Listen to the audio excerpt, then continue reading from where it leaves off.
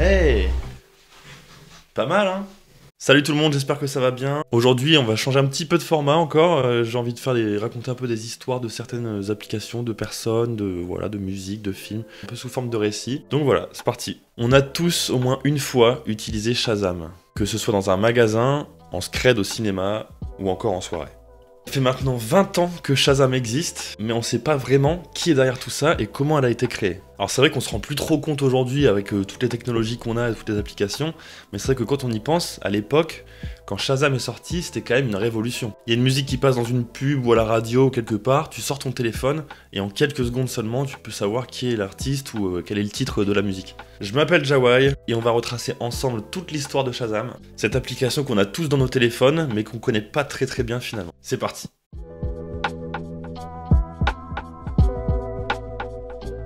Alors pour ça, on va revenir un petit peu à la base. Et la base, elle se trouve à Londres dans les années 90. Alors c'est l'histoire d'un Américain, d'un Belge et d'un Anglais. On dirait un peu le début d'une blague pas ouf, mais en fait pas du tout. Chris Barton, Philippe Engelbrecht et Dheeraj Mukherjee, c'est trois étudiants qui vont ensemble développer une idée qui va changer leur vie. Alors pour notre petite histoire, on va suivre le Belge de la bande, Philippe. Donc Philippe, lui, très jeune, il aide ses parents déjà qui tiennent un magasin en Flandre. Et il vendra par exemple des sapins de Noël. Alors cette anecdote qui paraît plutôt anodine comme ça, en vérité elle est très importante et ça va marquer vraiment la première marche du cheminement de Philippe. Ça va lui permettre à ce moment-là de se rendre compte du lien entre le travail et l'argent. Ce qui est très important et va le marquer à vie. Alors à l'école, Philippe c'est un enfant qui excelle en maths et en sciences et plus tard il étudiera l'ingénierie commerciale à Louvain où il devra changer radicalement de mode de vie. Car en fait habituellement Philippe est quelqu'un d'assez fêtard.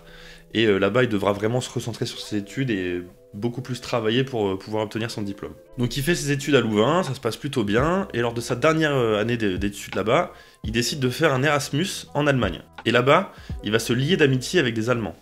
Ouais, excusez-moi, je fais une petite pause parce que j'ai fait un petit lapsus, j'ai dit qu'il s'était lié d'amitié avec des Allemands, mais en fait c'était des Américains.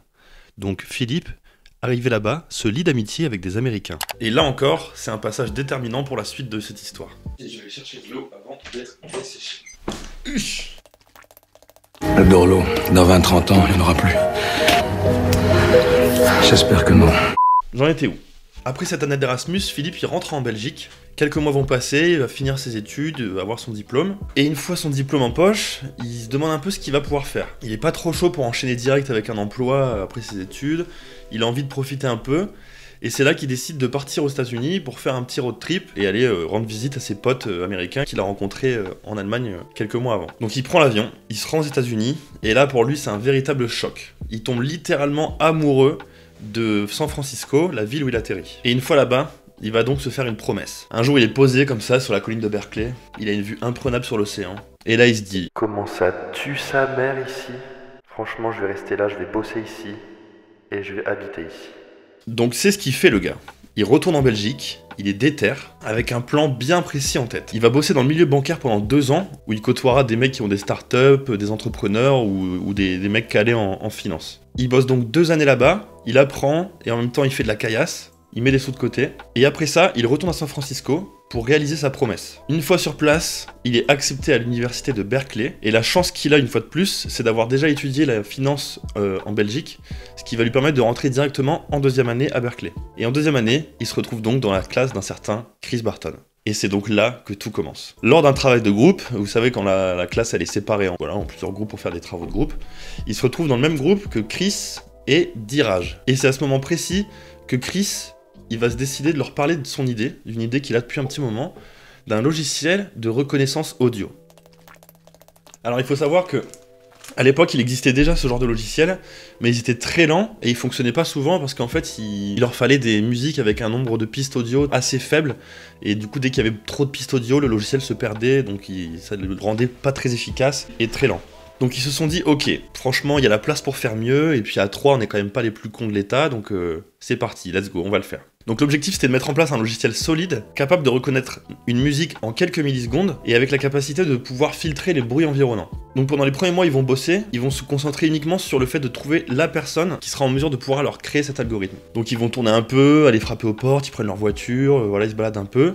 Et là encore, gros coup de bol, Ils ont trouvé juste à côté, à Palo Alto, un mec qui s'appelle Avery Wang, et qui, comme ça, sur le papier, a tout du mec qui pourrait leur faire cet algorithme. Eh bien, figurez-vous qu'en à peine 3 mois, Avery leur fera cet algorithme. 3 mois. 3 mois. C'est donc là que Shazam est né. C'est le petit moment où on peut faire la petite parenthèse. Pourquoi Shazam? Pourquoi ça s'appelle Shazam? Eh bien, pour ceux qui savent pas, Shazam, pour les Anglais ou les Anglo-Saxons, c'est un peu un équivalent de Abracadabra, même s'ils disent aussi Abracadabra en anglais. Ils ont aussi le Shazam, qui est un peu un truc d'action magique, genre Shazam, il apparaît, enfin un truc comme ça. Et du coup, Chris, il avait ça en tête parce qu'il avait vraiment envie que l'application ou que le logiciel paraisse vraiment magique pour les utilisateurs. On allume le truc et en quelques secondes, Shazam, hop, on sait quelle musique qui est en train de passer. Ok, donc super, on a le nom, on a l'algorithme. Mais alors maintenant, il y a un autre problème qu'il faut régler, c'est la base de données. Parce qu'il faut en avoir une sacrée base de données pour pouvoir prétendre vouloir reconnaître n'importe quelle musique. Et c'est là qu'on passe à la partie pratique pour les 3 potes de l'université de Berkeley. Comment mettre en service Shazam à l'aube des années 2000, à l'heure où les smartphones ne sont pour la plupart qu'à l'état de prototype? Alors les 4 compères, les 4 comparses, les bons amis de San Francisco, ils prennent une décision à ce moment-là et ils se décident à voyager jusqu'à Londres. En gros, l'idée c'était de trouver un accord avec un grossiste de CD, puisque Londres est une capitale culturelle et musicale mondiale. Il y en a beaucoup qui sont basés là-bas, et donc ils vont là-bas, ils essaient de trouver un accord avec un grossiste de CD pour se faire une base de données. Et encore une fois, c'est ce qu'ils font les gars. Ils trouvent un accord avec un mec, ils se chopent un hangar, ils louent un hangar, ils se posent dans le hangar, ils mettent quelques tables, des piles de CD, et c'est parti. Ils déballent les CD, ils les rentrent dans les ordinateurs pour se créer leur base de données. Enfin, imaginez un peu le délire, c'est quand même un truc de fou. Et en plus de ça, à l'époque, c'était unique d'avoir une base de données aussi conséquente en termes de musique. Alors maintenant, il est temps de vous montrer comment Shazam fonctionnait. Maintenant, ils ont l'algorithme, ils ont la base de données, ils ont le nom. Mais alors, comment faire pour que ça fonctionne? Comment les gens allaient utiliser Shazam? Eh bien, ça se passait comme ça.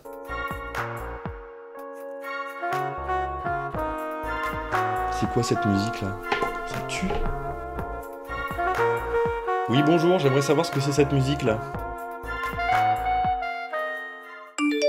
Ah ok, putain. Ça se passait comme ça. En fait, il fallait composer le 2580 et mettre son téléphone à la radio, coller son téléphone à l'enceinte de la radio ou de là où passait la musique. Et après ça, on recevait un SMS avec dessus le titre de la chanson ou l'artiste. Donc c'était une technique quand même bien précaire et qui promettait pas un avenir très très solide. Donc Philippe, au bout de quelques temps à Londres, il avait pris ce qu'il avait à apprendre sur place et il décide de retourner aux États-Unis. À l'époque, il entend parler d'un certain Jeff Bezos. Décidément, c'est la journée des lapsus. En fait, là, on parle de Steve Jobs et non pas Jeff Bezos. Voilà, Apple et Steve Jobs. Et d'un autre truc qu'on appelle Google, qui a l'air pas trop mal. Donc il retourne aux États-Unis. Arrivé sur place, il continue de travailler pour Shazam sur le côté opérationnel. Mais à côté de ça, il commence à entendre parler autour de lui de vidéos en ligne. Ça parle, vidéo en ligne, ça parle autour de lui. Ça, Philippe, il le sent, tu vois. Il se dit, la vidéo en ligne, ça, à mon avis, ça va arriver très très fort. Et à ce moment-là, il a un recruteur qui va le contacter et qui va lui dire, mec, je crois que je t'ai trouvé une place chez Google, tu devrais y aller. Ok, très bien.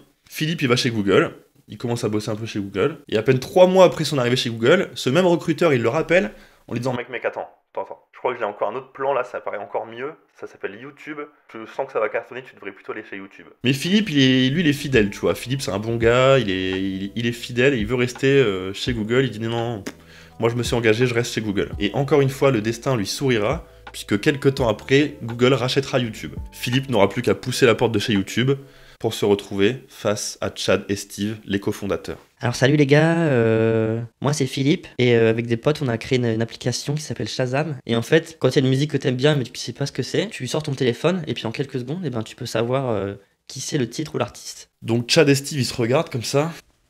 Mec, franchement, ton idée elle claque. Vas-y, c'est bon, on signe. Et la suite, vous la connaissez déjà un petit peu plus. En 2008, Shazam devient une des premières applications de l'App Store de chez Apple pour leur premier iPhone. Des accords avec les plus grosses plateformes de streaming sont trouvés, ce qui va leur permettre d'avoir une base de données quasi illimitée, et particulièrement avec Apple, qui leur versera des sommes d'argent conséquentes, afin que Shazam redirige en priorité les utilisateurs vers iTunes pour qu'ils puissent acheter la musique. Pour se rendre compte un petit peu de l'explosion de Shazam en quelques chiffres, l'application elle mettra 10 ans à atteindre 1 milliard de Shazam. Ensuite, elle mettra que 10 mois à atteindre les 2 milliards de Shazam, suite à quoi elle mettra que seulement 3 mois pour atteindre les 10 milliards de Shazam. Une ascension qui donne mal au front. Ensuite, et ça je ne savais pas, en 2011, la plateforme va s'améliorer pour permettre aux utilisateurs de pouvoir chasamer des émissions de télé ou des publicités, ce qui va leur permettre d'obtenir des offres promotionnelles vraiment bien ciblées et qui sont uniquement disponibles sur Shazam. De fil en aiguille, Apple finira par racheter en 2017 Shazam pour un montant qui n'aura jamais été rendu public. Alors les rumeurs parlent de 400 millions de dollars. Si Apple s'est décidé à faire un tel investissement, c'est tout simplement parce que Shazam avait à l'époque la meilleure technologie de reconnaissance audio et que Apple était justement à ce moment-là en train de travailler sur des projets comme Siri ou HomePod, qui nécessitait justement ce genre de technologie. Alors aujourd'hui, Shazam est disponible sur toutes les plateformes, que ce soit sur iOS ou sur Android, et se trouve dans la poche de beaucoup d'entre vous. Alors il y a eu quelques tentatives de concurrence qui ont été faites comme SoundHound et TrackID, mais qui auront été bien loin d'inquiéter le géant bleu qui cumule aujourd'hui plus de 500 millions de téléchargements. Et à noter que la France est le deuxième marché le plus important pour Shazam derrière les États-Unis, en comptant plus de 7 millions d'utilisateurs actifs par mois. Pari réussi donc pour les 3 potes de San Francisco, qui seront allés au bout de leur idée et en plus de ça couronnés de succès. On le couvre d'or. Ouais, c'est ça qu'on avait prévu à la base. Comme un couvre d'or. C'est la fin de cette vidéo, j'espère qu'elle vous aura plu, que vous aura appris quelques petites choses. En tout cas, si vous avez fait « Ah » ou « Oh » ou encore « What », eh bien ça veut dire que ma mission est accomplie. Dites-moi dans les commentaires si vous aimeriez que je parle d'une autre application ou d'un site ou de quelque chose comme ça, si ça vous intéresse. Pensez à vous abonner et à activer la petite cloche pour me soutenir. Mettez un pouce bleu si la vidéo vous a plu, partagez-la, enfin voilà. Je passe beaucoup de temps pour bosser ces vidéos, donc voilà. Le meilleur soutien que vous pouvez m'apporter, c'est ça. Je vous mets mon Instagram juste ici si vous voulez me rejoindre sur Instagram, pareil, on peut discuter, je fais des petites questions de temps en temps et tout concernant mes vidéos. Et enfin, les questions, remarques, critiques, suggestions, n'hésitez pas en commentaire, encore une fois, ça me fait avancer à chaque vidéo. Donc merci beaucoup à vous, vous êtes les principaux artisans de tout ça. Merci beaucoup d'avoir suivi cette vidéo, je vous dis à la semaine prochaine, ciao.